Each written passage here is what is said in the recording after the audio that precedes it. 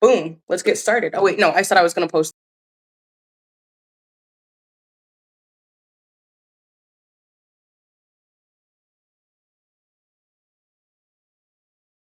Okay, our link is posted. We can keep going. So we will do our opening prayer as usual. I might give it 2 seconds before I start the divination, but we'll do our opening prayer as usual.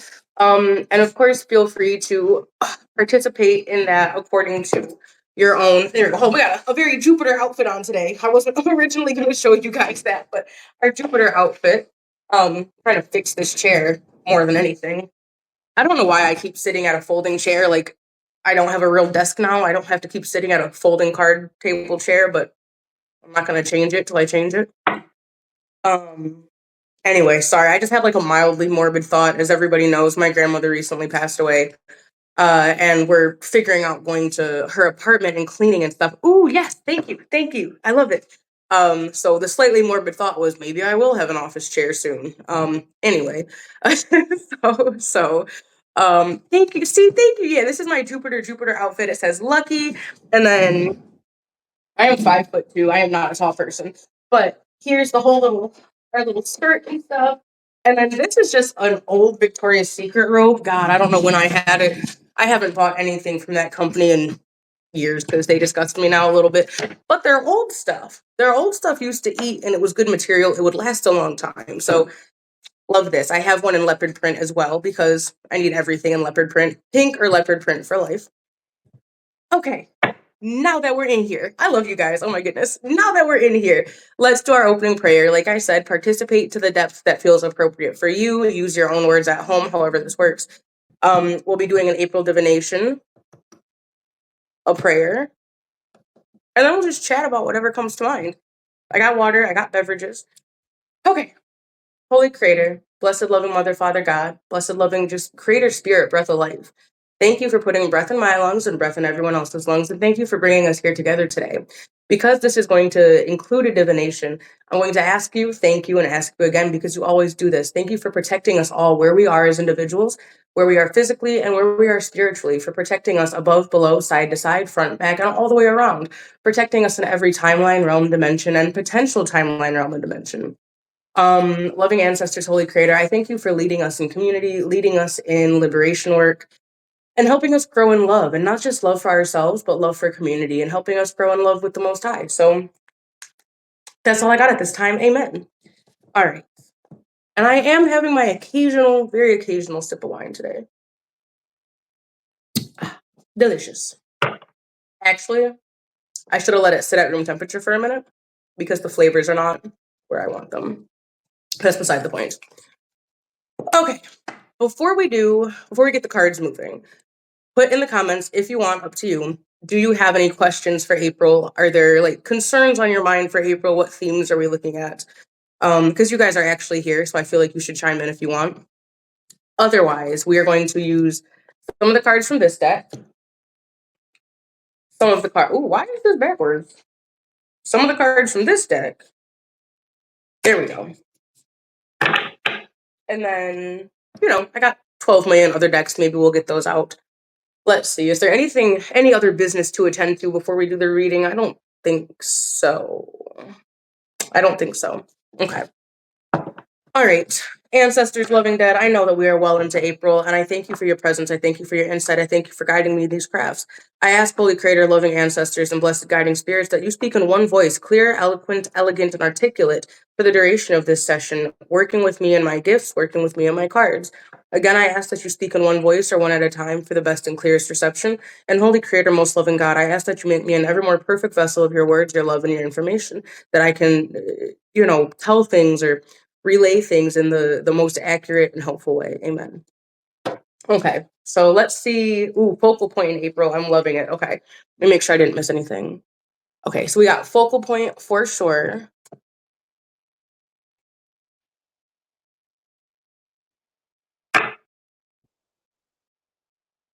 Okay. If anybody else has questions, please feel free to add them in. What we're going to be looking at is the themes of April overall, potential challenges in April, potential blessing spaces in April, and areas of growth in April. Ooh. And then maybe another day we'll talk about the astrology of April because I do want to do that some, but I have not. I have not dug into it yet. Pardon me for obvious reasons right now. Okay. Themes of April, challenges, blessings, areas of growth. And then for Chantel, we're going to look at the focal points of April as well. Okay.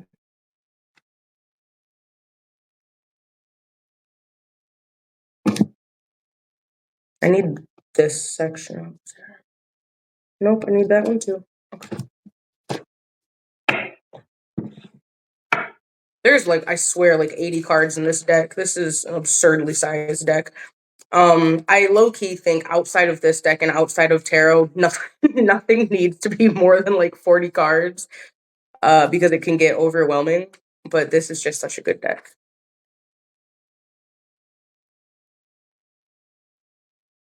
Okay. So our first question is just major themes of April. Themes, challenges, blessings, growth points is how we're doing it. Okay.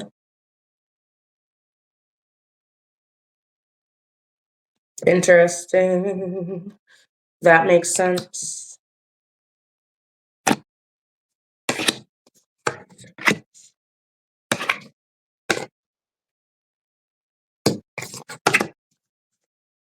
All right, this is a longer read than I thought it was going to be, but we're just going to go ahead and get into it.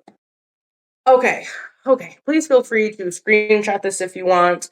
I'm going to keep this card from the bottom for a minute. We're going to get into it. So, starting from the beginning, where we're looking at the themes of April, I'm not surprised at all to see the sustainer here. So first of all, this art is just gorgeous. But this one is the sustainer. I'm not surprised at all, especially with it coming with the nectar. So for the context of this reading and that question, the immediate feeling that I get seeing these cards, the immediate information coming with these cards is that sustenance and provisions are going to be important in April. Let me back up. Let me back up because sustenance and provisions is just like the obvious note.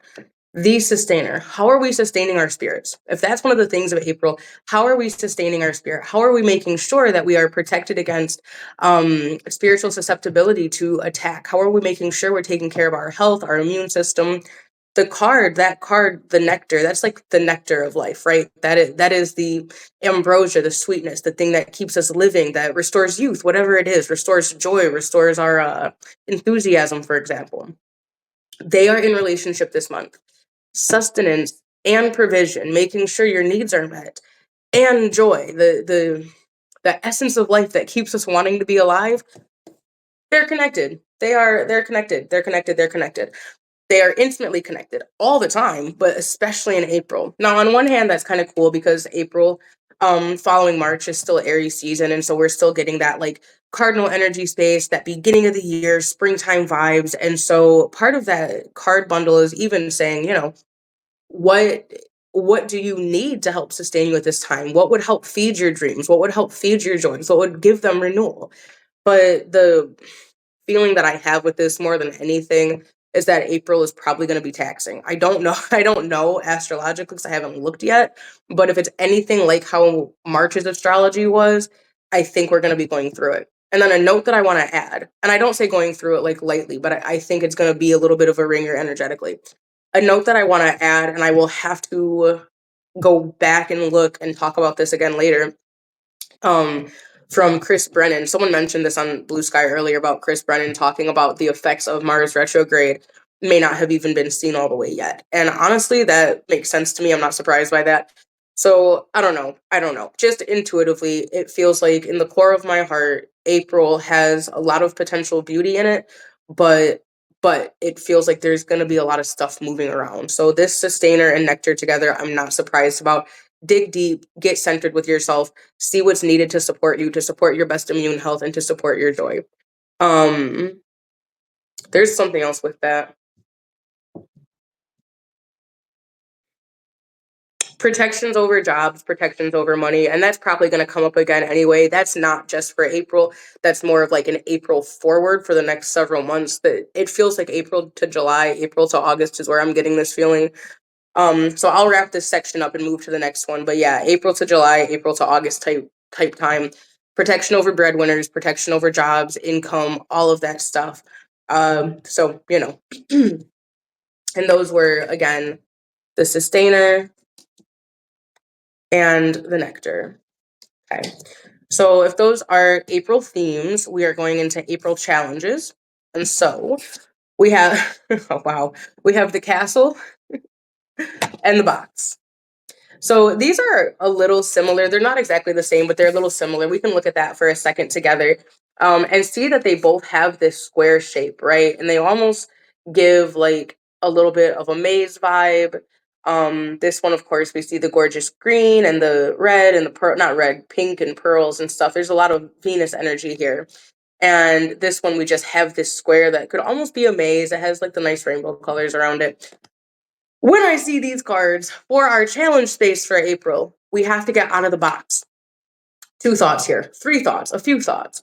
1, castles can be secure and beautiful. They might be a dream, maybe, that's something to work towards, an attainment, a symbol of wealth or status. But they're also prisons. Okay? They're also prisons. People who, way back in the day, princesses and princes and stuff, it wasn't romantic. Their lives were deeply controlled. Nowadays, this is a great way to get beheaded. Nobody wants to deal with royals in real life or our political version of royals. These spaces are not always, blessing, but they might be a trap. A holding, I will never get used to this camera direction. Anyway, so the castle could be a dream, but it could also be a trap. That's something to pay attention to. Discernment is a big, big thing this month. Again, just because this is an April theme, it doesn't feel like it's just belonging to April. It really feels like it's going beyond April for the rest of the year, if not more. So when we're looking at this, there's something to be said for, sitting in discernment over what are your goals? What are your actual goals? What does luxury mean to you? What does joy mean to you? Are you, reaching for a status symbol that's not really lasting or real or fulfilling? It's good to reach for beauty. It's absolutely good to reach for the things that you want for your goals, but just discerning on them. That was thing 1. Going back to getting ourselves out of the box. I just holding this in the right space is gonna drive me crazy. Getting ourselves out of the box, right? This looks like it's a little bit of a trap. It's the way that people always do things. It's reliable. It's this, it's that. We have to get out of it. We have to get out of it. We cannot do things the ways that we always have. Absolutely not. This to me, these 2 things to me are a cry to connect with community, a call to get away from the castle, away from the high walls, and really connect with one another.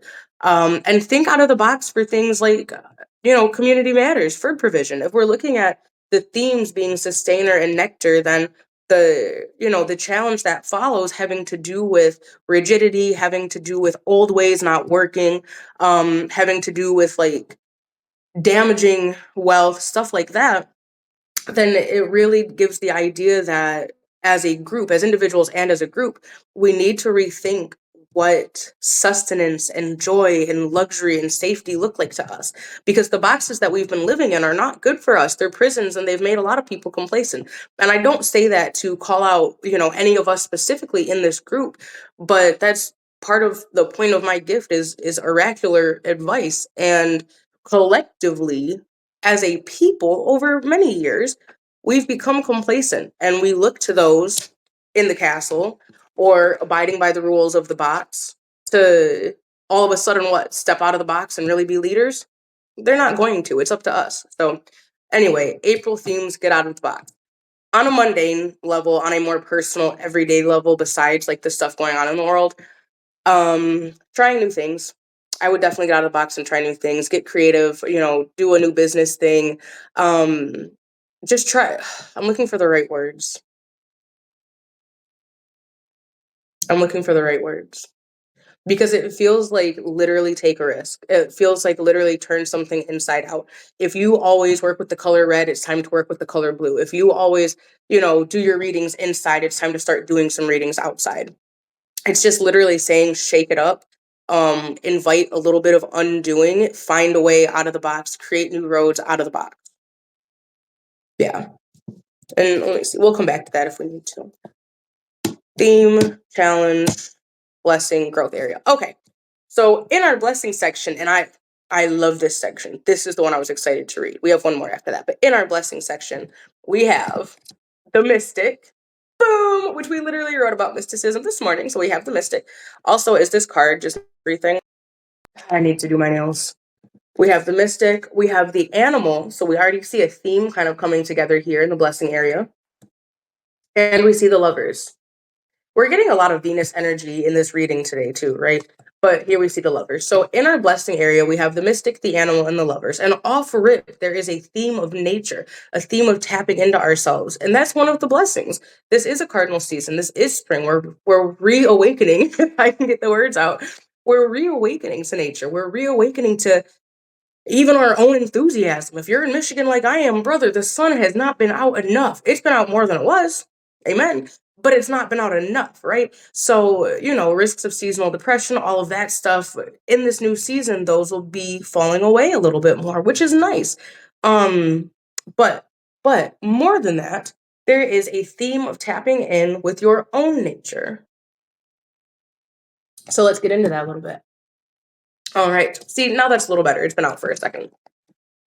So with the mystic, that was our discussion today in the newsletter, talking about mysticism and the hide and seek with God. And we can talk about that more later if you guys want to too. But the mystic literally follows God. The mystic is in love with God, adores God. God's concerns are the concerns of the mystic.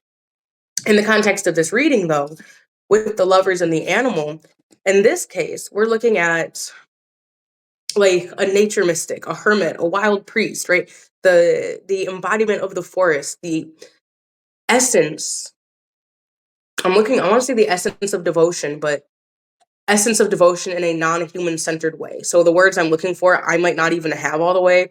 It's like the blessing that is vines crawling, and the blessing of seedlings popping through, and the blessing of nature singing its glories back to God. I don't have one good elegant way to put that. The mystic in this context is not one person, but it's the gift of having the opportunity to step into that love, to step into the adoration of nature, to connect with our animal selves. That is one of the energies very present right now. The animal being the next card, and that makes sense, right? This is not saying that we have no control of ourselves or something, because animals are incredibly brilliant. Rather, it's a reminder to tap in again with our nature, with our actual animal essence. Humans love to act like we are different because we have opposable thumbs and, we speak in words, but birds can learn words, and primates have thumbs, and there are a whole fuck ton of animals that neither speak nor have thumbs, and they can hunt, they can recognize when earthquakes are coming, they develop bonds with their families, and we're just now starting to catch on to the fact that way more animals can recognize themselves than we thought. We are just now, barely, as we're killing things, starting to catch on to the brilliance of a lot of animals, and a lot of that is human hubris. When we see these spaces, yes, this time is challenging. Yes, this time is, God, challenging itself is an understatement, unprecedented. But we have the opportunity to tap in with our nature. Now, walk with me for 2 seconds. I've been talking with people over the course of this year about how unexpected ancestors are popping up. And we may have even talked about this before. I don't know if this was a live discussion or talking with friends, but dinosaurs, right? Dinosaurs, prehistoric whales, or the animals that were like walking on all fours before they decided to go back to the water, that we now know as whales. All of these different creatures that were existing prior to us, that have the know-how in their, I guess, psychic field. Like I said, this is going to sound a little woo-woo. I don't have the best words for it. But if people are our ancestors and we can recall ancestral information from previous lifetimes and previous family units, there's no reason that we cannot tap into helpful survival information from animal ancestors, from the earth, from, all the different beings that have been here. So there are 2 notes to that animal card. One of the blessings is just that, yes, this is an opportune time to tap in with those animals that have survived things, or with those various wisdoms of how to move with the earth. Likewise, tapping in with, root worker ancestors, 2-headed doctor ancestors. What there are some superb creators here on Substack that talk about herbalism, all these different things. I'm not saying you necessarily have to tap in with dinosaurs, but when we're looking at survival and we're looking at the blessings that April is bringing us, the opportunity to connect with your animal nature is one of them. And it's not even all about survival, if we're going to be honest. Connecting with our animal nature connects us back into our desires so that we're not feeling bad about them. If you are so busy deciding that you're supposed to be civilized beyond desire, then you will never actually master anything in yourself. If you are busy not acknowledging that you are at baseline a fucking animal, then you will not be able to grow beyond that. That's just like letting your subconscious run you wild. If you're not willing to put in the work to keep your ego and your subconscious together, united with your heart and your body, you are going to be unbalanced. That shit is going to rock you. And it is what it is because you needed to get it together. So, respectfully, lovingly, the mystic and the animal together are really bringing us the opportunity to tap into the natures of ourselves, look at our hungers, our angers, our passions, our desires, and then put them into line somewhere, put them into focus somewhere, create a prayer or a ritual out of them somewhere. April is giving us the energetic ground to benefit from that. So, the other card that comes with April is the Lover, and I love that. We get our little Venusian swan, some more pearls all around the sides there, and one in the middle there. And it kind of looks like a burst of sun rays, which I'm a fan of. Pardon me, but with these two, sorry, I could not even talk for 2 seconds. With the mystic and the animal, the Lover to me really is also asking for intimacy, is asking for a relationship with self and with ritual. So I think April would be a really, really nice month for romance work, for doing some extra candle work for your relationships, adorning yourself. Venus will have to move through Aries again, over the course of this month. I actually don't think she'll finish retrograde until like April 12th or 17th or something, because my solar return chart is going to have a retrograde Pisces Venus, I think. My solar return chart looks crazy. It's going to have an Aries stellium in my 12th house. So I'm interested in what this solar return year is going to look like. But anyway, so mystic, animal, lover, those are our blessing section for April. Yeah. And falling in love with yourself and loving the divine. Let's move all of these to the side. And then we have our areas of growth. That's what it was, areas of growth. And then we'll come back to the focal point question for Chantel. And if anybody else has a question, we can put that in there too. Okay, so this was the challenge area for April. And the cards here are pretty interesting. We have the Venom, the Storm. I love this card. I think it's so pretty. And the Mask. Venom, Storm, and Mask. I won't lie, I might have to double check the book on this one. I don't have as much practice with that card. Anyway, where was I? Okay, so challenge areas. So thing one, the Venom right here. I love this because in the card we actually see what looks like a wolf's teeth, and below that a moon. And when I see Venom, I actually think of antidotes as well, right? The poison, sometimes we need it. Sometimes we need bitterness. Sometimes we need to cry. Sometimes, we need that piercing of the heart to get other stuff out. That being said, that's not quite the whole vibe I get here with this for April. It actually feels like we will need to. Let me back up. Let me put the words together. This one can't be read card by card. They kind of have to go together. So Venom, Storm, Mask. Thing one, illusions. This is our challenge space, right? These are the challenges of April. So thing one, illusions. Thing two, poison. Thing three, the storm. Now, if we look at the storm, we can pretend this is the setting for our challenges. And if this is the setting for our challenges, these are the things to watch out for. So this really feels like state media.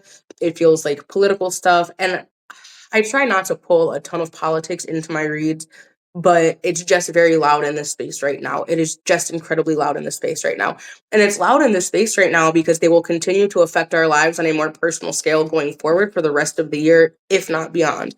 It's giving a little too late with the work a lot of people are doing right now, in terms of like actual politicians. So this storm feels like overwhelm. It feels like social overwhelm. It feels like a lot of pieces are going to be moving. And again, I'm saying this is for April, but beyond. So there are things moving we might not even be seeing yet right now that will start to come to the surface in May, in June, but will have had their root, their beginning, their birth here in April. This feels like overwhelm. This feels like someone is trying to get our eyes to be in all of these different directions, right? We, boom, we got to work on that. We got to work on that. We're getting the information now so we can do our discernment prayers throughout the month. But don't let yourself get distracted by the storm. Stay focused. That's thing one. Thing two, what do storms do? They change the landscape, especially in this era of nonstop, fucking constant changing, crazy hurricane seasons and tornadoes and tsunamis and mudslides and fires. The storms are literally changing the landscape. So they do this energetically, they do this literally. When we have this kind of energy, once again, harness it. Harness it in the way that feels most appropriate to you.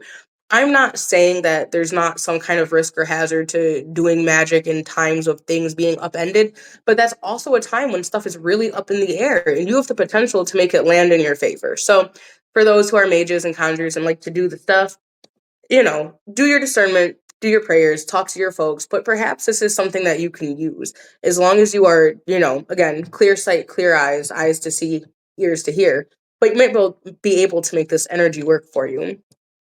That being said, this mask right here is where we're feeling, actually there's all of these things have two thoughts. So if that's the setting, right, this on the kind of political shared level is talking about, again, I'm feeling propaganda with this. I'm feeling illusions with this. It feels weird.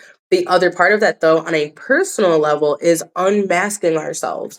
So we know that the whole read up to this point has talked about tapping in with joy, taking care of our spirit and spiritual sustenance, getting out of the box, out of the prisons, unpackaging what our desires are, tapping in with our own actual nature so that we know ourselves well, and now being able to move through illusion. So there is a theme across April and, the things that April is catalyzing. So with this, taking a mask off for ourselves, being able to see ourselves clearly and fully, working through accountability, working through new narratives, giving ourselves the opportunity to grow.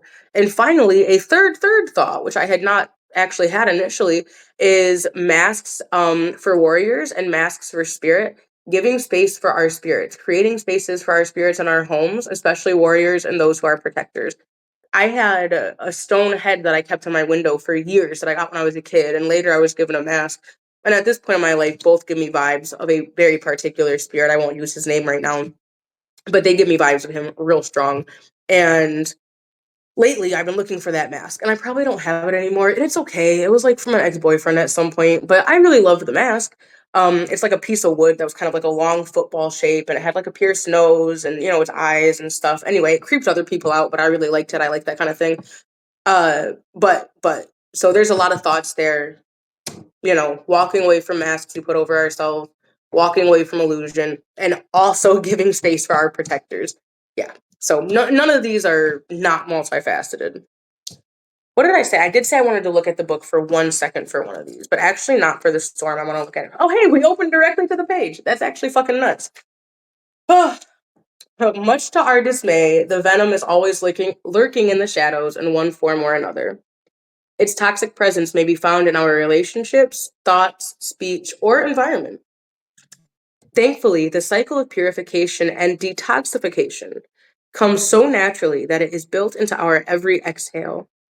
We breathe out carbon dioxide, and the plants return it to us as oxygen. Not to be a downer, but the actual rate of conversion has slowed down dramatically. The trees are not converting as much. So we should really care about that. That's kind of essential. Because if they're not converting as much, then there's more carbon dioxide left, which we can't survive. So, when the venom card appears, there's a harmful substance in our psychic realm. Okay, so I was not off the fuck at all. I was spot on. Acknowledgement is the first step, change is the second. The remedy will reveal itself in time, and with it, forgiveness. Forgiveness is a topic for later because I think there's a lot of nuance around forgiveness that needs to be discussed. That said, this is perfectly fitting for our challenges section in April, looking at propaganda, looking at misinformation, looking at the ways the powers that be will continue trying to scramble us and move us into a place of desperation.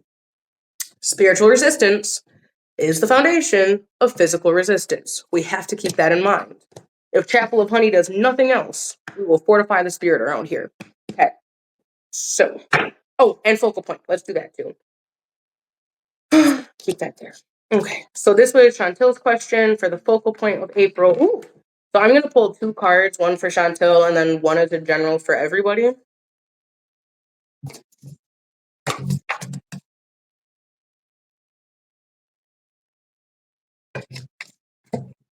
Interesting. The flame. And I actually don't. You would think I would know that card, and I don't. And that's okay. In Sanskrit, the word for fire is Agni. Boom. I am not. See, I'm just turning this all the way the wrong way. This all the way around. There we go. There we go. Anyway, in Sanskrit, the word for fire is Agni. The ancient yogis saw this flame at the center of the abdomen and believed it to be responsible for our vitality. I'm sorry, that is so spot on. I was talking to my friend earlier about the stomach being our second gut, like, or the gut being our second brain, like brain, heart, stomach, right? Anyway, if stuff right here is not right, stuff right here will not be right. If this is not right, this and this will not be right. If your head is not right, your heart, the all three are connected. Okay, this unison center of energy is where you process, digest, create, manifest, expect, put emotion into all of it, and then repeat. So get your stomach together. Notes to myself also. When it is lit, we are connected to our purpose and sense that life is a sacred gift. It is said that those who cannot see the sacred around them have let their inner flame go out. Think of this card as a call to reignite that fire, to cup your hands gently around those things you've forgotten and protect the flame, no matter how harshly the winds around it blow. It could be an inner archetype that begs you to light the wick. It's likely that the mystic, the poet, or the shaman would call to you with the language of the flame. I'm not even going to pull another card. This is the focal point. I really like that as a question. So we had our challenges, our blessings, our themes, all of that stuff, but the focal point there is the flame. So tending to that flame of spirit, tending to that space of processing, to that joy around life. When we talk about spiritual susceptibility, we're talking about this flame of spirit being, at risk of going out, of not having the energy to burn anymore. So all of this work around sustaining and getting out of the box and challenging the poisons, that is work of tending the flame. So April is very much a flame tending month. And now I'm kind of wondering where Vesta, the asteroid Vesta, is going to be. I natally have an Aries Vesta anyway, but I'm really wondering where Vesta is going to be. And we can look at that another day. Like, if you guys are into it, maybe one day we can do like an astrology only section. I'll actually, prep ahead of time for it. Um, let's see. Damn. Oh, Lord in heaven. Dropping stuff. Let's get out the other cards. Look, I just want to show you guys. Like, this is so pretty. Like, these are just gorgeous. The healer, like, come on. I'm just always boosting this deck. I just love it so much. Anyway, now let's get out the other deck. I'm gonna keep these to the side so I can make a little photo out of them, and that way we have some kind of little picture. Okay.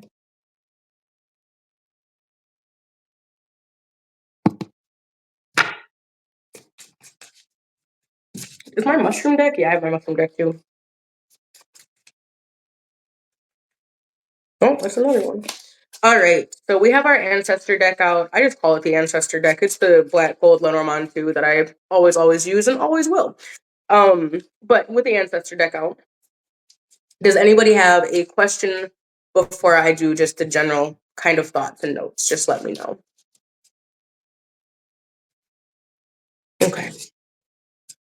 So we did get a lot of our information from the first deck. In this case, I am going to look at ancestral themes.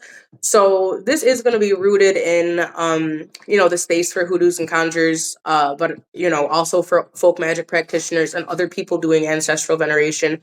Pretty much everybody that's in the Chapel of Honey kind of open congregation. I love I love saying congregation, but this is a church comprised very primarily of dead folks, and then all of you cool people who hang out here. I love this space. Anyway, all right. How can we be more deeply connected to our ancestors this year? Like, what's a space or this month What's a space or opportunity for growth in ancestral relationship? I think that's a good question.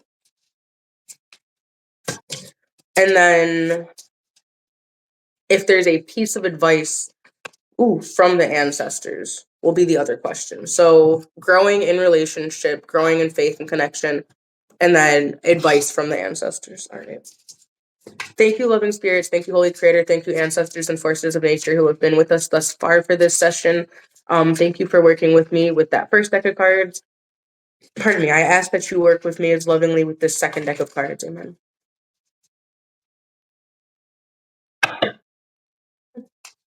That corn card will not go away for a while. Oh, okay. Y'all really meant that. Okay. Okay. Okay. Interesting. I'm with it. I'm very with it. So we have two sets of cards, and we're going to start with the beginning. The first card was talking about growing in closeness with our ancestors, growing in faith and relationship, and being deeper with them, right? So the very first card that we get is book. The information you are looking for might come to you in a book, but it might not. It might be time to really just tap in with them. I love this card. And yes, it does show him reading a book, absolutely. But it's a reminder that the information we want won't necessarily be there. And sometimes, even though you're seeking information, you need to wait a second. You're not ready for it. And I don't mean that in any kind of way. There are so many times where I was digging through ancestry.com and getting this book and talking to this person. I would get a reading or do a reading and then be back at my altar, and I wasn't getting anything new. No new information was coming through. Not shit. Not even dirt was coming through. And then, 6 months later or whatever, all of a sudden, same website, same information there. All of a sudden, something comes through. I see something new. Something else arrives. Or it comes to me in a dream, or I'm having a conversation with somebody, or I'm experiencing, I'm looking up family history. There was a point in time where I wasn't getting any information and nothing was coming to me at all. And this is many, many, many moons ago. God, my partner and I had just probably gotten together that year. And we went to the Charles H. Wright Museum, and it affected both of us very differently. And I had been there before more than once. Literally, I was born in Detroit. My family's from here. Like, my dad definitely took us to the Charles H. Wright Museum. And I think as a kid, I never let it sink in, right? And I swear this story is relevant to here. But as an adult, I went, and I can tell that it makes me uncomfortable because I'm moving my hands. And as an adult, I went, and again, this is several years ago. I was maybe 23, maybe, so quite some time. And it made me so angry. My partner cried. So, and some people know this, some people don't. He's white. I don't talk about that all the time because if you already know me, you know me. And if you don't, you don't. And I'm tired of dealing with issues around that. But it affected him in a way that those kind of things always hit him, and he bawled pretty much through it and until we got home. I experienced a numbing rage that I still cannot touch all the way. And I can't explain it, but I felt something come over me when I was in there. Charles H. Wright Museum is the Museum of African American History.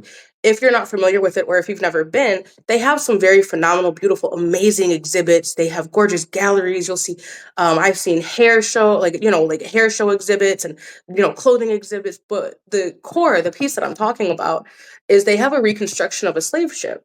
They have models of people, and you have to walk through and learn about Africa and learn about the different grains that people ate and the things that people were trading, and then you walk through the slave ship and you see people chained up and you see all these things. And I'm not going to do it justice in my retelling, but something came over me that day, and I said, I have to look at every face.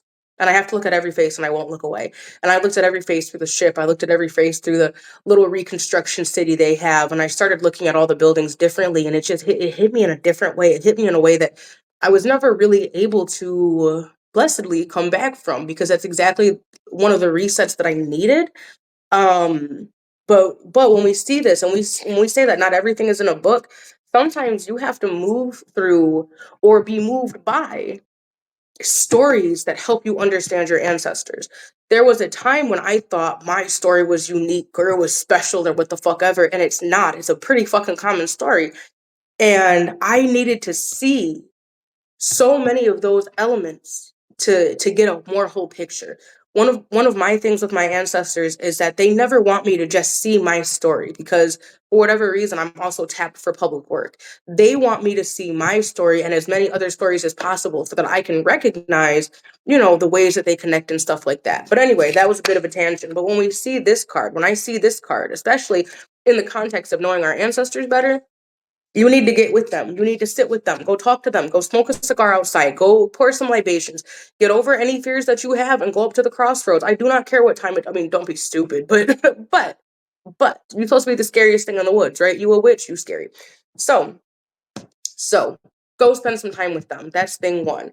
Thing two, we have house. This card actually speaks to evaluating foundations and where you come from. In the context of this read, though, I would say literally start asking questions. Get into your not just literal house, but your family, the house of your family, right? What are your surnames? What are their former professions?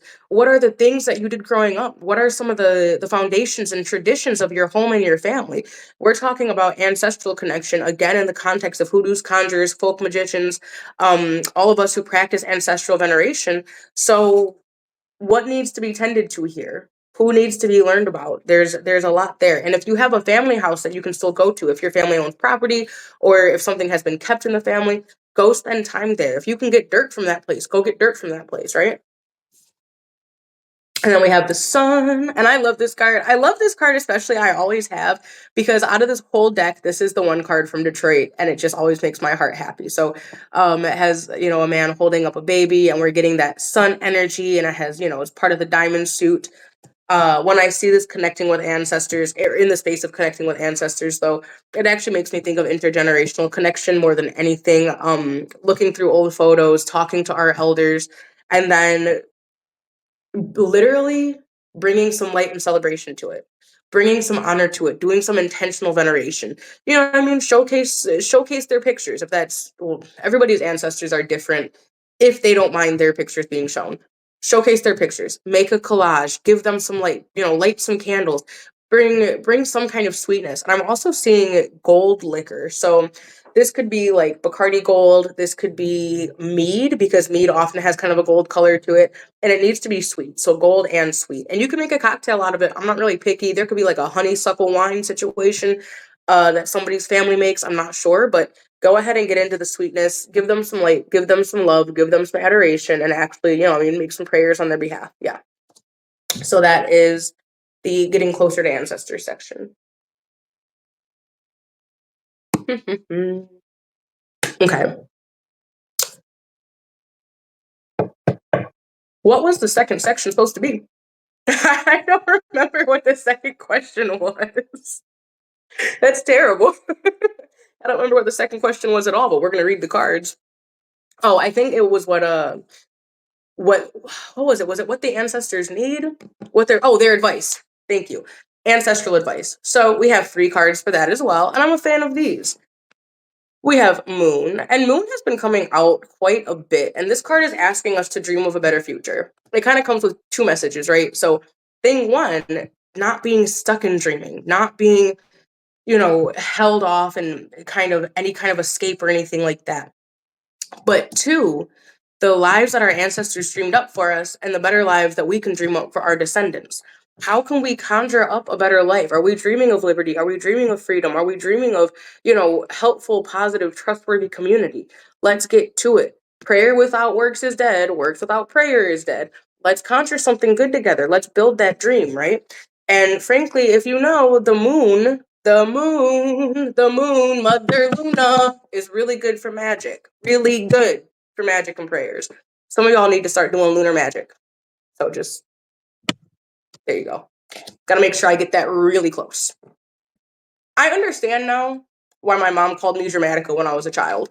I understand. That moment right there just made me understand why I got called Dramatica growing up.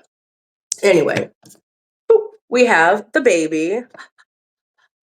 And I love this one. I love this one. We're not talking about bringing babies.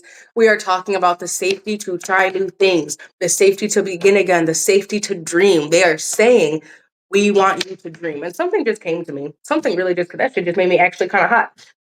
Can you imagine? I'm going to just let the words come out. How audacious And what a kick in the face that so many descendants are unwilling to dream when our ancestors not only dreamt, but put it into action when they had far more restriction. So somebody's great grandmother somewhere is upset, and it doesn't feel like it's a direct like, oh, you guys, but there is a feeling of when there was nothing or when there was so much adversity, they not only dreamt and prayed, but conjured and worked to change it. And we out here making t-shirts, holding men in suits marches, telling people, oh, it's not my problem. That does not fit. That does not make sense. That is not real. That is not liberty work. That's not ancestral work. So that was just a strong feeling. Okay. That one came up quick. There's a lot of anger in that space. There's anger in that space. There are people who have maroon ancestors and have freedom fighting ancestors who feel betrayed by the lack of fire, by the lack of sauce. And that's not at everybody. This is this, but it's multiple ancestral rages. And so they're breaking through as a unified note of rage. We cannot drop the ball. We cannot drop the ball. It is imperative that we do not drop the ball. So dream again, dream again. And finally, cross is the last card in that section. Cross. Which is talking about anchors. Sometimes anchors help us, sometimes they don't. Sometimes they keep us stagnant in one place. Sometimes, you know what I mean, they keep us steady. Pardon me, the feeling that I have with this one in particular is we need to bury. Ooh, that is not what I thought I was going to say.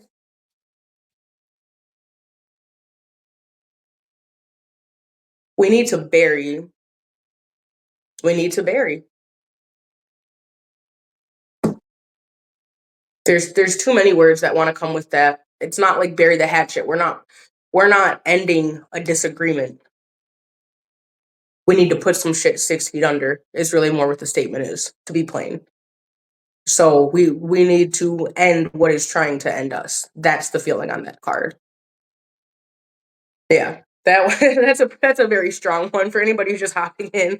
That's kind of a strong note. We need to bury what's trying to bury us. Point blank period. Do you want to live and live well? Are you willing to build community and maybe be unpopular for a minute? For a healthier long run, for a healthier longevity? Do we want a future? Those are some of the questions that come up. Bury what is trying to bury you. And on a conjure note, you can literally write it on a piece of paper and put it in the ground. You know what I mean? If you don't have the physical thing, write it on a piece of paper and stomp it into the ground. Okay? You can always freeze or flush things too, don't get me wrong, but in this case, stomp it. Stomp it down, cover it back up, put some sulfur and red brick dust on it, and then put some more dirt on it. Because we cannot allow what will harm us to continue flourishing, right? And we had that Venom card earlier, so we have some similar themes there. So those are the cards for that section for our April read. And again, I will put these to the side, and photos will be posted. I don't know if I'll post them on Substack, Blue Sky, both, but photos will be posted. And also, again, if you miss this or miss the beginning or the end or whatever, it will be cross-posted on multiple platforms. You can totally come back to it. So, okay. Now that we pulled some cards, what do you guys want to talk about? What do you guys want to talk about? Those April cards were really something. And I'm not surprised. Like I said, I haven't looked at the astrology yet, but I know it's going to be wonky. Like, the Aries space is packed. I'm an Aries sun, and looking at my solar return chart, like I said, for this year, has an Aries stellium. So we know, even just at this time, that there's a lot of planets in the house of Mars, and that brings up a lot of energy, which I love because it's a Mars house, and I love Mars. So, what do you want to talk about? I'll be real, I didn't have a plan today. What's been on my mind so much has been devotion and mysticism, and obviously the strange various feelings processing a grandparent passing. Um, that she so my grandmother. I'm going to talk about her for 2 seconds. But my grandmother. So she was either the first or one of the first Black head nurses at Henry Ford Hospital, which my mom also worked at. Like I grew up at Henry Ford, at Henry, you know. But I think she was like the first Black head nurse. So my grandma was amazing. She kept her RN license for like 40 years, if not more. She was 84 when she passed. She was an Aquarius sun, and she used to sew all her own clothes. She could sew designer clothes. When she was born, they say she was born with a lipstick in one hand and an eye black in the other, and an eyeliner pencil. And so she used to say the same thing about me because I used to love make like I've always loved beauty. When I was a baby, she would take me shopping because that's who watched me when I was really little. And I would say, face, face, cream, cream. And she would teach me how to bake. She taught me how to bake thumbprint jam cookies. And when her and my grandfather, who was also passed, were still together, they lived in like Harbor Town, which, yeah, it's still called Harbor Town. It looks a lot different now, but the canals were behind their house. So they had one of the nice houses with the canals behind it. And I remember my grandfather had like a room full of books. He was a doctor. And my grandma always had gorgeous clothes. And of course, they didn't stay together. She ended up with an apartment on the east side, which I pass that area all the time now because I work out there. Uh, but she was always a beauty queen, no matter what. Always, always, always. I remember being a kid and seeing, in her apartment, this little piece of paper, right? And it was a little piece of like line paper that you would practice handwriting, practice your penmanship on, but it was sewn, it was embroidered, and it was the most perfect cursive I've ever seen. This woman had the most perfect, beautiful penmanship. On God, I will probably never reach that level. The Lord did not ordain that for me, but I love it for her. I loved it from her, and so much of I think myself has been inspired by her. Even Miss Honey, even the household conjure stuff. Like the reason I started making wreaths is because of my grandmother. The story I tell about about pine all the time, pine trees and like burying a bird and stuff, like my, intro to death, one of those initiations to death work. I loved pine trees because she used to have me collect pine cones. So when I was really little, I collected like bags and bags and bags of pine cones, and she glued them and sewed them into wreaths and gave them away. And, you know, she had still bags of them for years, well into my teens. She had some of those pine cones. I collected so many. And I look back and I think, wow, that's the first reason that I love pine trees right there. That's the first reason that I'm interested in sewing or in cooking or in languages or, she had a gentleman friend for years. Cause like my grandma was married at least a couple times, but maybe more. I'm honestly not sure. Good for her. She had a gentleman friend for several years who was Egyptian, and so I think she actually traveled with him before, but she also used to like speak like a little Egyptian Arabic and all this stuff. And she just had all of these glamorous stories. And, she saw James Brown at the skating rink. Like she's from that era where like, Aretha Franklin, I think, went to her high school, or Diana Ross, maybe both, I don't know. But she saw James Brown at the skating rink. Like my grandma was Detroit history down. Like Hudson's, all the stories about Hudson's, and her going to eat there with my dad and getting like a Waldorf salad or something because like my dad's the youngest, who was her baby. All of those things are kind of flooding back to my mind now, and it's an interesting time. But anyway, and I don't know that I could ever. I don't think I have the organizational skills to ever be at her level with, how she dressed, how she carried herself, everything. But I'm always inspired by her, and if I go out, like this is me dressing to be cute, fun, happy. If I go out, the Libra and the Taurus, the Libra ascendant and Taurus Venus pop out real bad, real bad. And a lot of that is influence from her. But I also have an Aquarius fifth house, and my grandma was an Aqua Sun. Girl was a trendsetter, point down. Um, but anyway, I loved her so much. I love her still, and I'm very grateful to get to do, I guess, eldest daughter things to help my family out. And yeah, it's a weird space, but it's not bad. So I'm gonna go help clean her apartment tomorrow and look at stuff. I still have one piece of real jewelry from her. Other stuff when I was much younger, and I feel bad about this. And if you ever see me talk about Oshun Pataki, they really fit my life. And I always love Oshun because Oshun helped save my life before too. But anyway, I have one gift for sure left from her, which is a pearl necklace. Um, And yeah, I don't know. That's my inspiration. My A1 day one always had matching gloves. Always, the gloves matched the scarf, matched the jacket, matched the shoes. She had a lot of those like little shell tops and like leather jackets that matched stuff.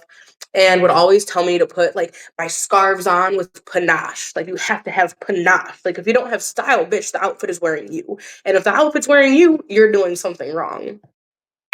She's also the adult in my life to teach me how to make my first cocktail. My grandma was not a big drinker. Alcoholism runs in my family, so this was a very rare occasion. But one time, and this is the only time I got to do this, I went to her apartment for a tea party, and I was like 16 or 8. I must have been 18. I had to be 18 because I drove there myself.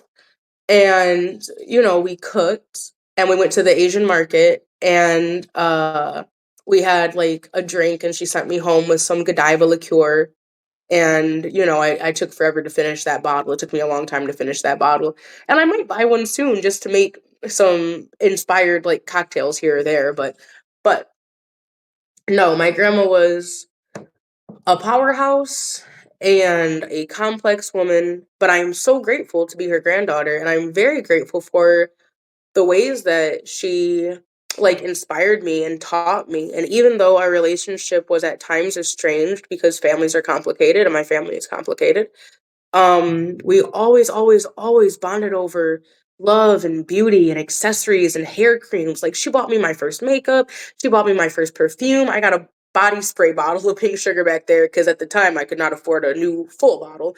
But when pink sugar first came out, because my grandma was a HSN girly down, she loved Home Shopping Network. She was always on Home Shopping Network. So if you know, the perfumes and makeups and jewelry and stuff, a lot of that will hit a Home Shopping Network or, whatever their sister channel is, um, early, and you could get it for a slightly better price. So she would get me those like early bird deals on things that were just coming out. So Pink Sugar was my first perfume, and that's why I always keep a little bit of something Pink Sugar around just because of her. And what else? She made this dish called Roman Holiday. I don't know if anybody else's family makes it. I don't know. She loved old movies. She loved glamour. She loved the Queen of England. I always joke that, like, I think my great grandfather was Jamaican or something, and I don't know. I have nothing to.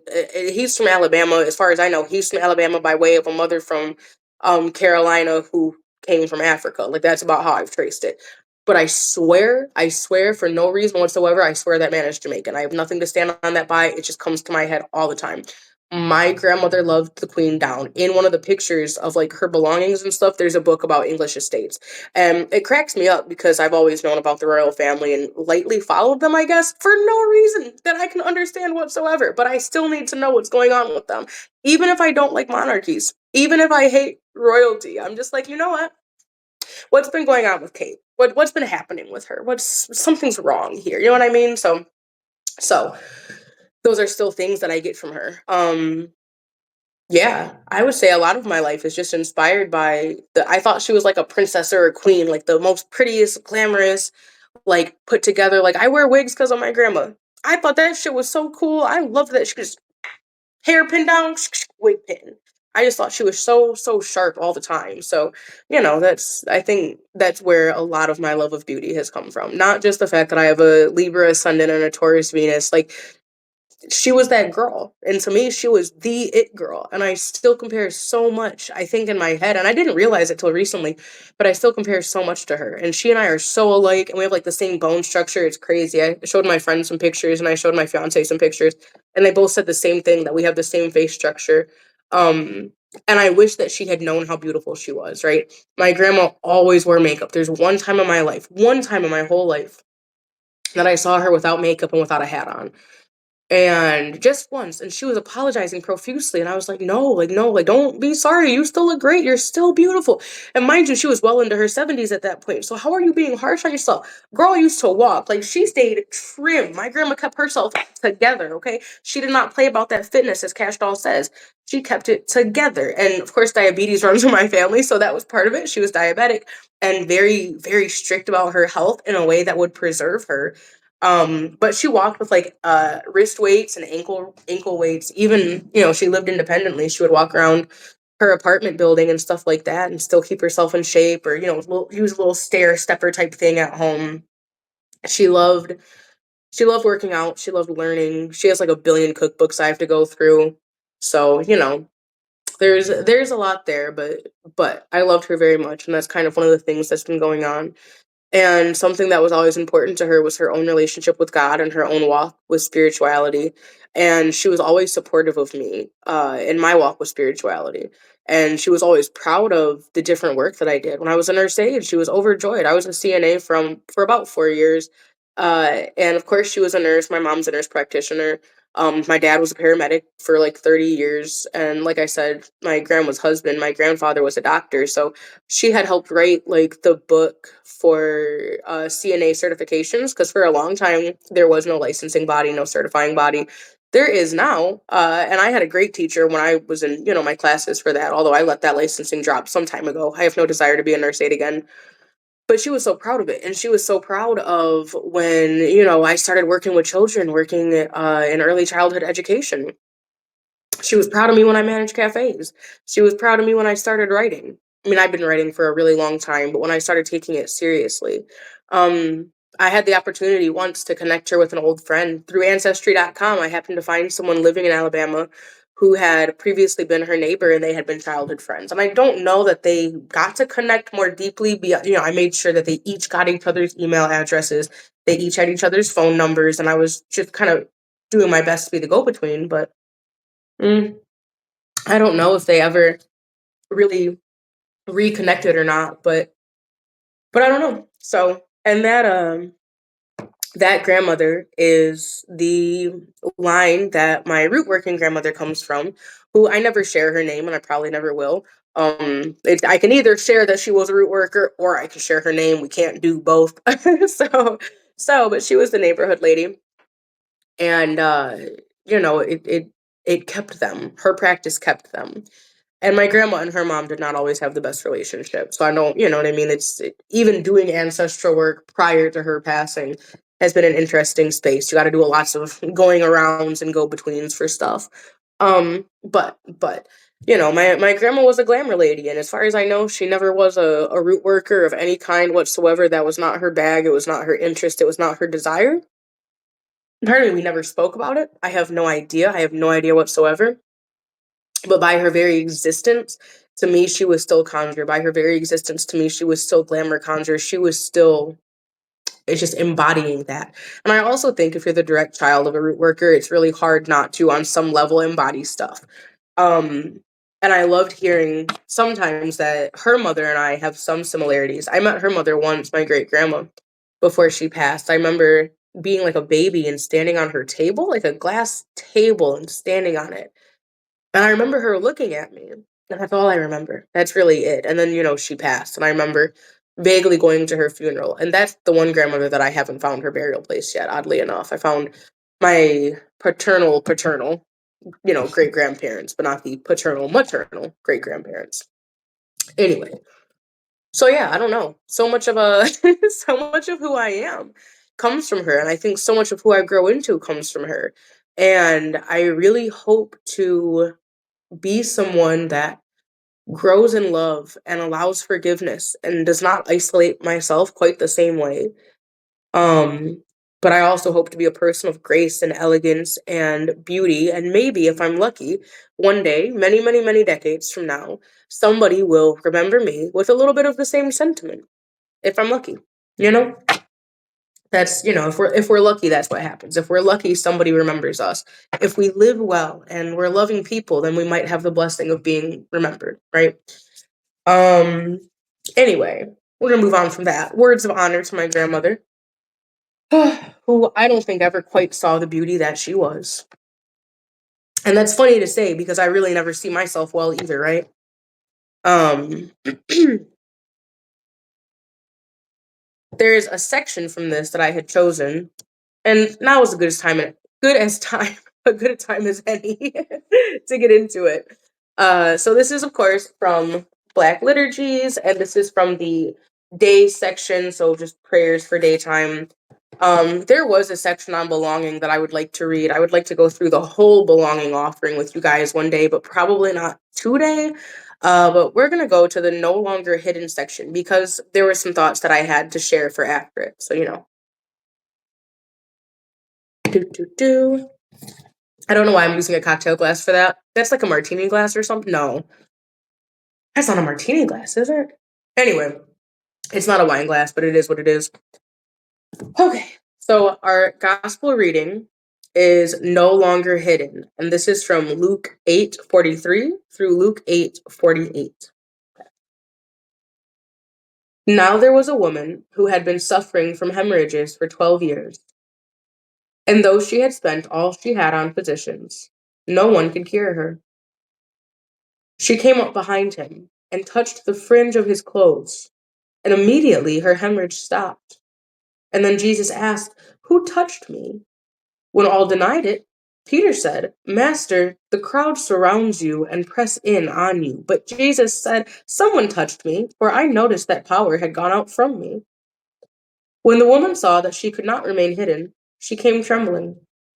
And falling down before him, she declared in the presence of all people why she had touched him and how she had been immediately healed. He said to her, "Daughter, your faith has made you well. Go in peace." Now, now, I want to start with that last line. Daughter, your faith has made you well. Go in peace. Your faith has made you well. Now, faith doesn't fix everything. Believing in God and loving God does not fix everything. Being faithful does not necessarily take away the hardships of life, right? But it can give you an anchor in the hardships of life. It can give you somewhere to reach for advice and comfort and security in the hardships of life. It might even help you, and this is the most important part, it might even help you feel a little more peaceful in your spirit. It is really hard to move in this world, really hard to move in this world when you are not well in your spirit, right? I love this too because she just reached to touch him. Remember last week or a few days ago, whatever it was, we talked about channel of possibility? She may or may not have felt, the woman may or may not have felt certainly for sure that touching Jesus would have fixed her, but she knew that it was a possibility. Her faith and openness were enough to say, this is possible, so I am going to go for it. It might happen, so I'm going to reach for it. And on top of that, she didn't wait for the moment that would put her in front of Jesus. She didn't wait or try to orchestrate a moment that would be the most appealing or perfect or easy. She said, I'm going to grab what I can grab. I'm leaving with something. I believe it could happen. I believe I could be fixed. There's a possibility that I could be healed. I see it. I'm going to go ahead and grab it. Her heart was open to the action happening. She was receptive to the possibility and she acted on the possibility.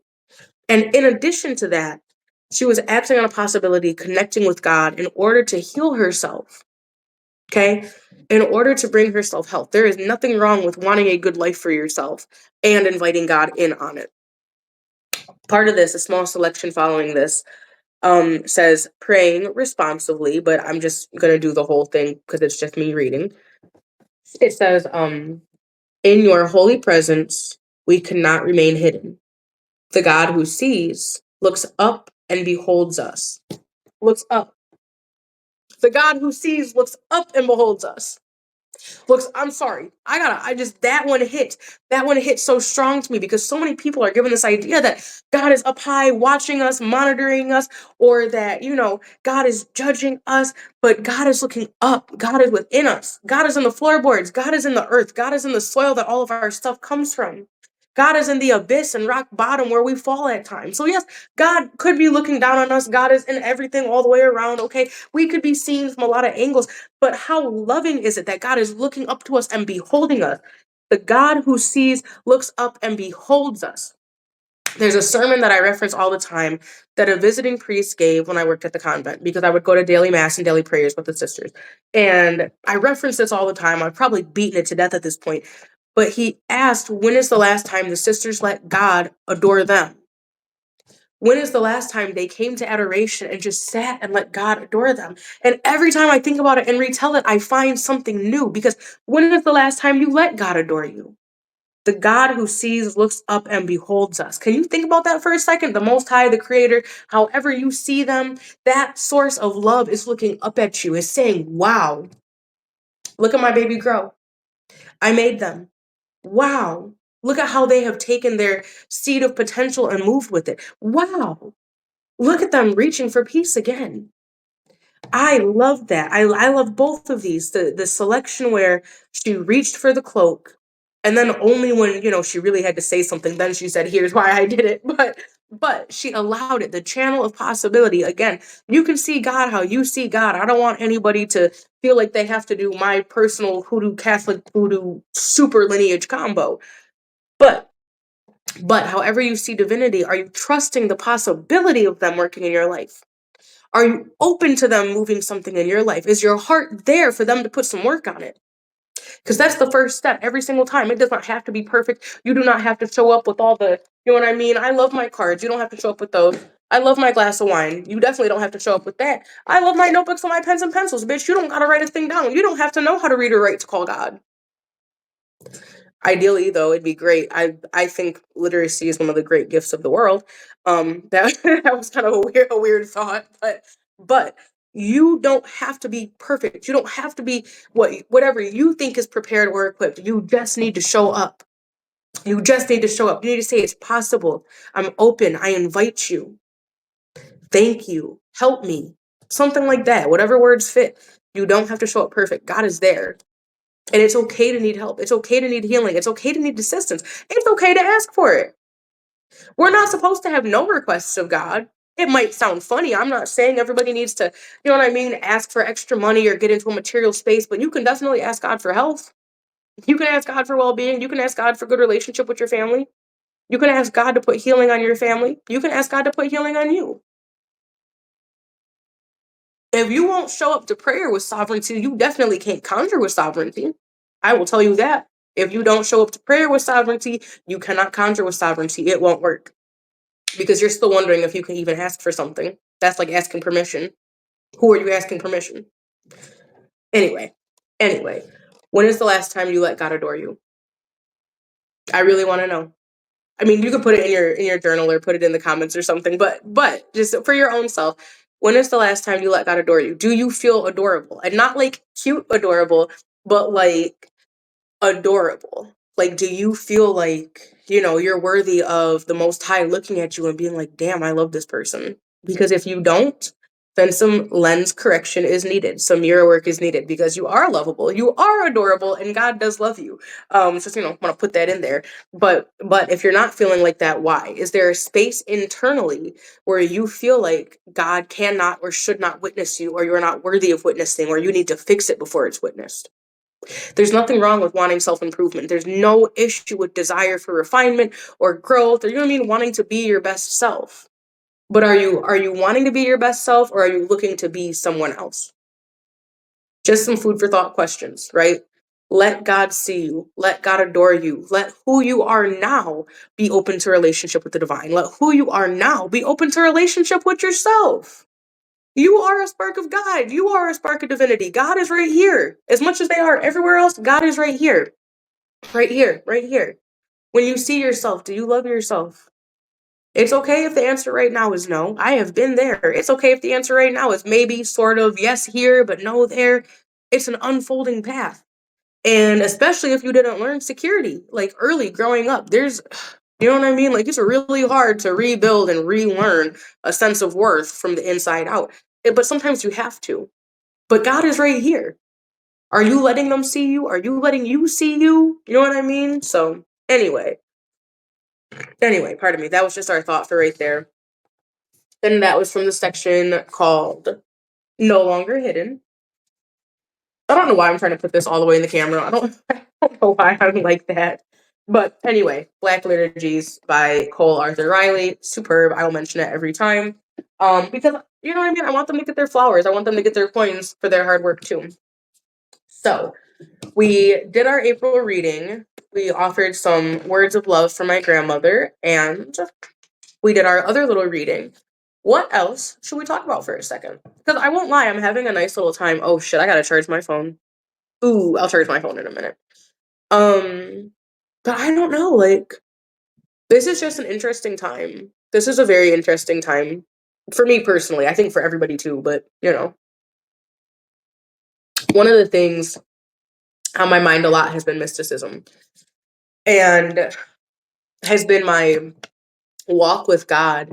And I talked about it a lot in the, hide and seek post today about those spaces where sometimes we walk away from God and then come back. But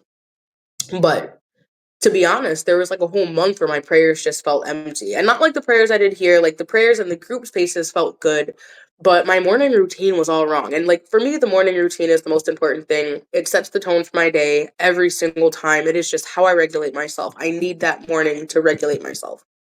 Um, and sometimes when I'm trying to implement a new inertia space, it's hard to keep up the old ones with like, okay, I'll wake up on time and I'm gonna write in my planner and write in my journal and do some business stuff.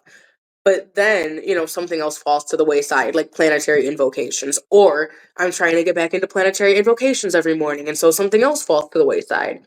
Um, or there's those cycles of changing relationship with God. And I've been in a weird relationship with Catholicism for 15 years. It's probably not going anywhere anytime soon. Because I have a lot of ancestors that space fits for. And for me personally, there's a lot of spaces that Catholicism fits for, even if I disagree with 90% of the actual dogma and like the resurrection and stuff like that. It is what it is. The calendar, the ritual, a bunch of other stuff works for me. But there is a space where even having a great faith home, having a wonderful church, I haven't gone in like a month. I didn't do Ash Wednesday this year. I didn't do Lent. There was just a space where I was feeling really separated from stuff and like in full openness, vulnerability, whatever. I have my own mental alphabet soup of things going on, and I got sick at one point, or I had like appointments on the weekends when I would normally be at church and all these other things. But those things kept taking up the days that I would go to church. And suddenly the routine that I had built up around going to church started to fall apart. And the other routines started to fall apart. And then, I was just like, whatever, I'll just do whatever. I'll just do this, I'll just do that. And before you know it, all my routines were gone.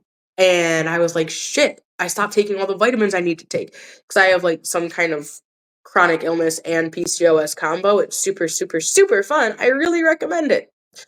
Anyway, so I really have to be careful with like diet and stuff to make sure my hormones are not out of whack and like make sure like my allergies are not out of whack, because freaking cats and RSV and COVID and mold combined over the last 4 years to totally change my like life with allergies. And I don't say that to bitch or complain, so please don't take it that way, but it's more of just this thought of these different things become interruptive, and trying to keep one routine, might boot the other one out. So over this last month, there was this kind of personal storm of routines changing and trying to keep the health stuff correct and all this other stuff. And in that time, in that space, I got overwhelmed. And when I get overwhelmed, I withdraw. I don't know about other people, but when I get overwhelmed, don't talk to me. I'm not here. I'm not addressing anything. I don't want to touch it. I don't want to mess with it. And of course, that's not the right way to handle anything. It's just the auto response. And so you have to kind of catch your auto response and see, oh shit, where did I drop the ball? Where did something happen that went wrong that I have to go back and address, that I have to go back and work on? And so over the course of this last month, I felt like I was really far from my roots. I've been doing better business wise and connecting with friends and family, doing the stuff I'm supposed to do on the surface, but on the inside, I was feeling fucking lost. I'm like, okay, I still work in childcare, which I love. My job is even better now. That's great.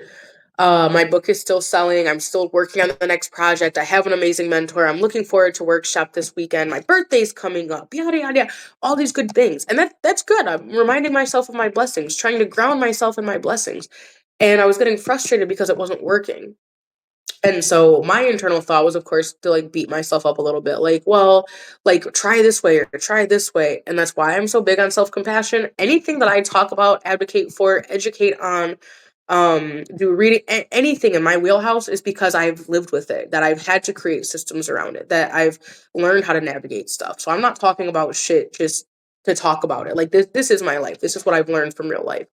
Um, so I kind of had to catch myself in that cycle and be like, all right, we can't get apathetic. We can't get into the space that basically will lead to a depression, right? Because I've had chronic depression since I was like a child. So I know my morbs. I know the seasons of my morbidities.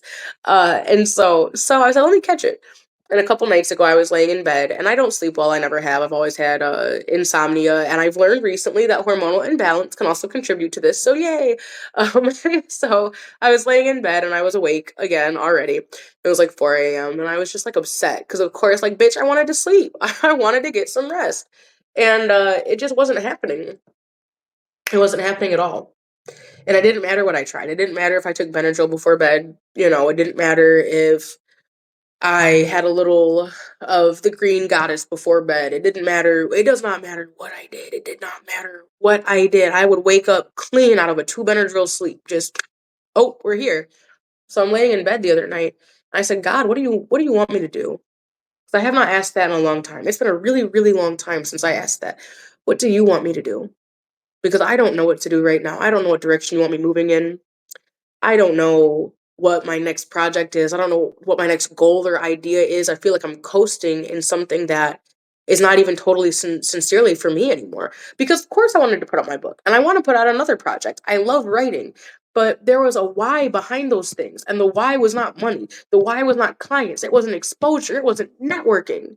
The why was to keep a promise to myself, one, that I would publish something, point blank, period. I wanted to see myself do it. That's part of why it's self published. I wanted to see myself create a project, follow it through, really care about it, draft it, and see that I could do it because that's something I haven't always believed in myself with. I always say I'm an ideas person, I'm a great catalyst, I love to start stuff, but that's also something I've hidden behind as if I can't complete a project. So what I mean? To be real, that's part of why I put that book out. The other part is exactly for what I said it's for, to be a guide for people. It's meant to be something for beginners, intermediate, and beyond to get something from, spiritually, growing in themselves, growing in self-love, the recipes and stuff. The original draft, Coffee with the Dead, actually has multiple guides. It has recipes for dinners, lunches, drinks, shopping guides, guides for stocking your pantry. And I wrote that in 2021, 2022, several years ago. So there's pieces of that original book that have not even seen the light of day, right?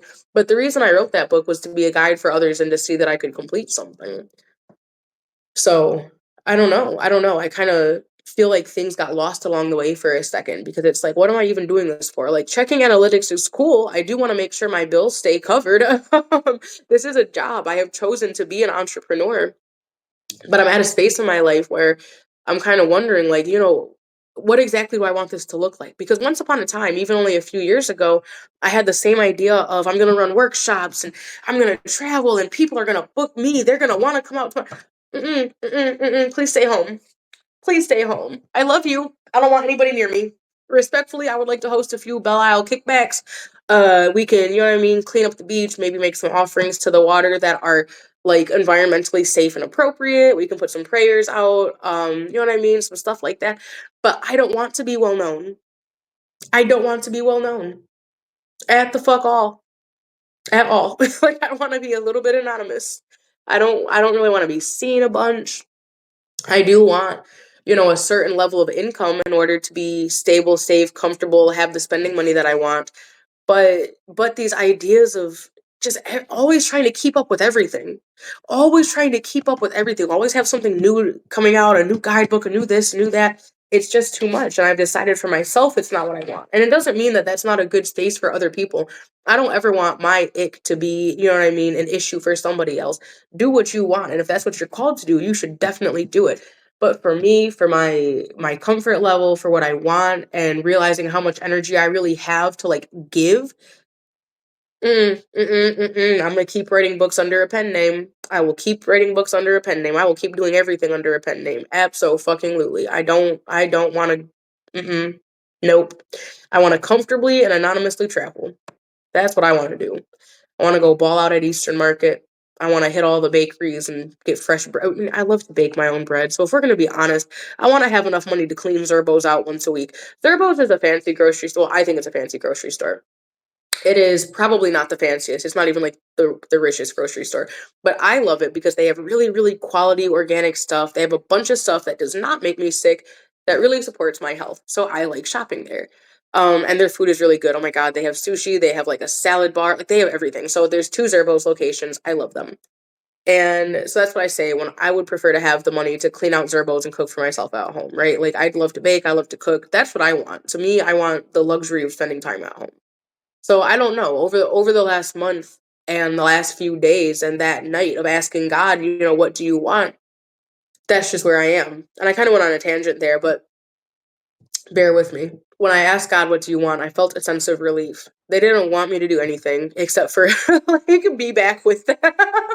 So I always explain like mysticism and my like experience of mysticism as being in love with God and us playing hide and seek forever. Like God's like, come find me. And I'm like, okay, bitch, I'll come find you. And then sometimes I'm like, wait a minute, where did you go? And then God says, come find me again. And I say, okay. And then we do that back and forth. And sometimes God comes to collect me, which is really what happened the other day when I said, where are you? What do I do? And I don't know, you know what I mean? Like I handle death my own way. So I am absolutely grieving my grandmother. But I also love death and I always have. I was the kid that was looking forward to funerals, if we're gonna be honest. So that hasn't changed. So I'm sad about my grandmother, but there's also like the joy of getting to care for her ending, right? So I don't think that that was even a major, like it contributed probably to that evening of not sleeping, but I don't even think it was the major catalyst, to be real. It was just like, work stuff and old things will float in your head. And I just caught myself not being able to sleep. And I said, what do you want? And years ago that happened. I said, what do you want? When I was awake, and I just sat and prayed, and then I finally fell asleep. And that still happens. I'll say, what do you need? And I'll sit and pray. The best time I ever did that, and I don't know why I don't do this more, was I sat and asked God, I said, what do you need me to do? I'll start praying. And then I said, I don't know what you need me to pray for, but I'm praying for whatever you're praying for. I'm putting my prayers with your prayers. And that was one that I really, you can feel the response. So last night or the night before last or whatever, that's how that felt when I said, what do you need? And the sense of relief just came back because that's all they wanted was for me to be with God. That's it. It's for my best health. It's my agreement, but it's also a space where I'm looking for the right words, right? Because with God, my fiance jokes that I'm PR for God, right? I always come to God's defense. I think it's okay to yell at God when you need to. I've said this before on live. Sometimes you got to clear the altar out and scream. Sometimes you just have to do it. But also, there's a lot of people in the world who have had painful experiences with God or no experiences with God whatsoever or painful experiences with religion. And it's hard for them to see that somewhere, some way, there is an expression of spirit that loves them, that knows them, that looks for them. One of my favorite recent ways to look at this, and lots of gratitude, a huge amount of gratitude to a lot of astrologers. I've learned a lot from Chloe Margarita specifically. Her Substack is Recent Bedroom. I've learned a lot from her specifically. You'll see me mention her stuff on Blue Sky. Chloe Margarita, Kira Reynolds, Kira Ryberg. Oh my God, Chloe Margarita, Kira Ryberg, and a couple other people. Some of their writings and guidebooks have been very helpful to me. But anyway, when I say there's a spirit out there that's seeing you, what made me think of Chloe was the fixed stars and um how fixed stars might be in conjunction or in aspect in your chart, but you could also have them in pair. And Perrin is short for her Perenotella. I probably am saying that wrong. Perenotella, something like that. But basically, when a star and one of your planets or angles is interacting, they're not necessarily touching, but they're interacting. It involves trigonometry and like the ecliptic of the sun and all this stuff. I'm not going to explain it well right now. I promise you I won't. Oh, and Azure from Ad Astra. They also have some amazing, beautiful writings on the fixed stars. Um, anyway, but imagine a fixed star in pair to one of your planets, or aspecting or conjoined one of your planets. That star knows you. That star knows you. I looked up a fixed star. I'm going to mention Vindamayatrix. This is currently my favorite star. And honestly, the fixed stars have helped me in a lot of ways. We can talk about that another day too. But I love them. Yeah, we're going to have an Astro Live soon. But Vindamayatrix is in. It's one of my culmination stars. I think the first time I had heard about this star, I was like, oh. This one, I like that. That's a cool name, Vindamayatrix. That's interesting. I'm gonna have to come back to that. And then I saw them in my parent report, and I was like, oh, wait a minute. Oh, shit, I really gotta get into this. And then I looked up the star, and I was like, oh, my greatest fears. A bunch of my greatest fears are connected to this star. A bunch of issues are connected to this star, right? But I also saw a note there about moving through the potential fates associated with that star through addressing the fear. And that's one of my personal operations for life, is that if you can acknowledge something, if you can acknowledge it and work with it and work through it, you could actually mitigate it. There are things in life that we absolutely can't avoid. There's stuff in life that we can't change. But a lot of things that we can change or can affect, it comes through working, working through our own issues to it, working through our resistance to it. So I've been working with Vindomatrix around fear, and around fear of endings and changes. And then a couple nights ago, not I don't know if it was the same night or not, is the, like, what do you need from me kind of question to God. But a couple nights ago, I remember realizing, holy shit, I'm afraid of the future. I'm afraid of the future because for so many years I didn't see one. Like, I didn't think I was gonna hit my 30s. I didn't think I was gonna make it through my 20s. I mean, I wasn't sure why, but I never saw myself in that space. I never saw like old age for myself. And so just making it this far was like, oh well shit, I gotta figure something out because I never planned. I never planned for this. I don't know.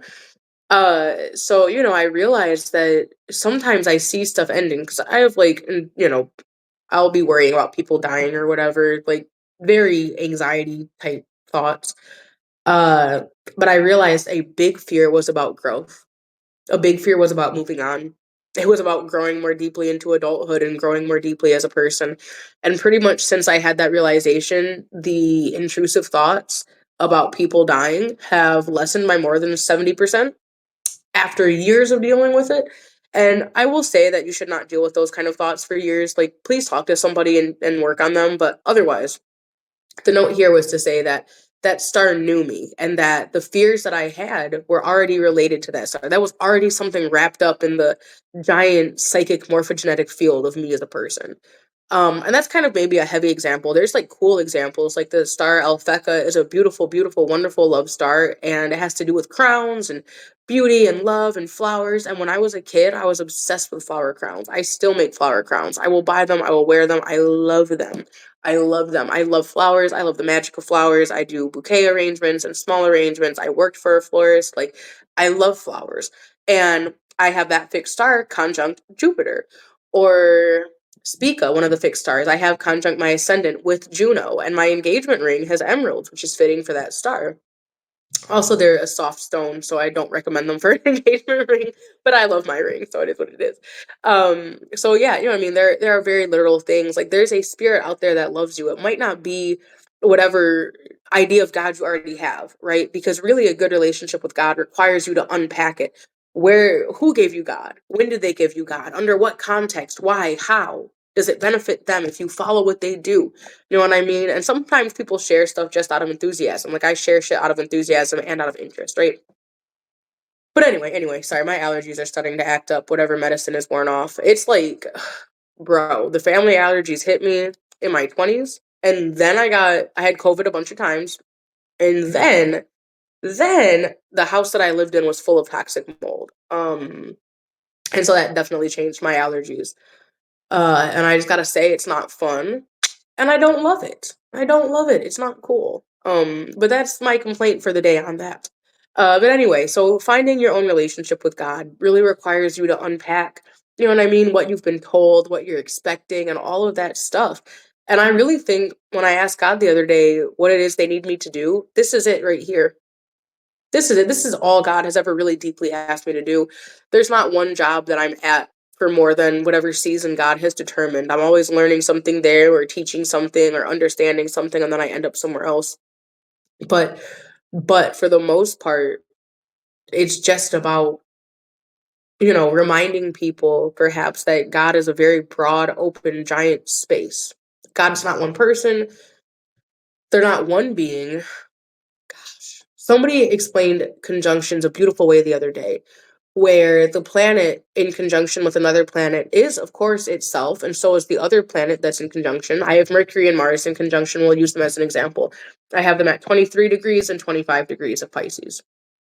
Conjunct fixed stars there also, but that's beside the point. So this is a pretty close conjunction. It's not exact, but it's pretty close. They're only a couple degrees apart. Mercury is still Mercury in this conjunction, right? And Mars is still Mars in this conjunction, but they're also a separate third thing. They are a Mercury-Mars conjunction together. They operate together regardless of whether or not they want to. And Mercury and Mars are not particularly harmonious placements or planets together, so it's not always an easy relationship. I can see looking back from childhood to about 27 how that Mercury-Mars was kind of imbalanced and unchecked. But anyway, so they're not separate. They're still that thing. Or one of the examples given was a painting, right? And the painting had a bunch of different. I'll use one of my own paintings just real fast. This is an old one. Oh fuck. It's an old one. I'm gonna paint over it. Oh, and my phone is gonna die. Let's see what we can do really quick. Really fast. Do. Okay, she's plugged in.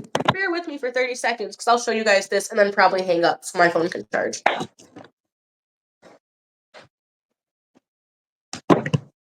Okay. So. Okay, here we are.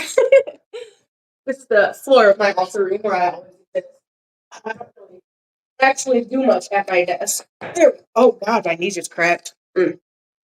Anywho, here we go. So this is like an old piece, right? This is an old random piece. So we can see this section here even, or yeah, this section here.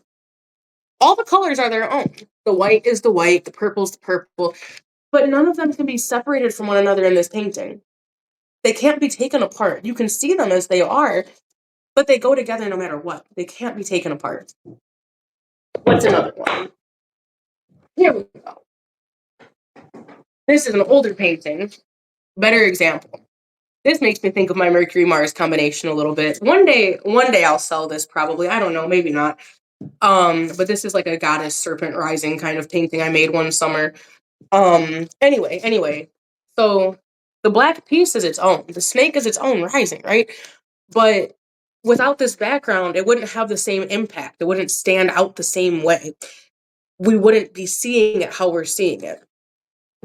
That is what I meant about God is everything. But there's not one human, there's not one God. There's all these different pieces. So, a piece of God knows you, an expression of God knows you. Maybe the expression of God or the version of God that you were taught about is not the one most loving for you. We're not the one most authentic for you. God is supposed to be a personal relationship. There are absolutely beautiful, wonderful shared community elements. There are spaces where we can come together and worship and in praise and in prayer. We do that here. But your relationship with God and your idea of God will never be the exact same as mine, right? Also, thank you guys very much. I I love painting. I love painting. Let me see what else. I'll show you guys the collage that's on the altar. I did that one. I have a ton of paintings in here. My friends probably get sick of seeing them at times. Let's see. Here's our Mars, the recent Mars altar painting. So we have that one, which I love. And then, God, I sound like an old lady every time. And we have this one, which is called The Wound. So we have that one.